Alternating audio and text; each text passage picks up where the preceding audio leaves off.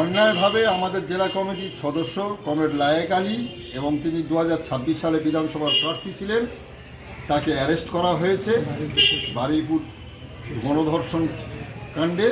সেই অ্যারেস্টের বিরুদ্ধে আমাদের আজকের প্রতিবাদ মিছিল এবং মূল লক্ষ্য তাকে হচ্ছে নিঃশর্ত মুক্তি দিতে হবে। কিন্তু লায়েক আলীর বিরুদ্ধে অনেকে অভিযোগ করেছে যে উস্কানিমূলক বক্তব্য দেওয়ার ক্ষেত্রে তাকে গ্রেপ্তার। সোশ্যাল মিডিয়ার যুগ, তার সমস্ত কথাবার্তা সোশ্যাল মিডিয়াতে এসছে। আপনারা একটু সোশ্যাল মিডিয়া ঘাঁটলে দেখতে পাবেন যে লায়েক আলী জনগণকে শান্ত করার চেষ্টা করেছেন, আইনের শাসন যাতে পায়, বিচার পায় মেয়েটি, তার কথা বলেছেন। কোনো রকম উস্কানিমূলক বক্তব্য লায়েক আলীর মুখ থেকে বেরোয়নি।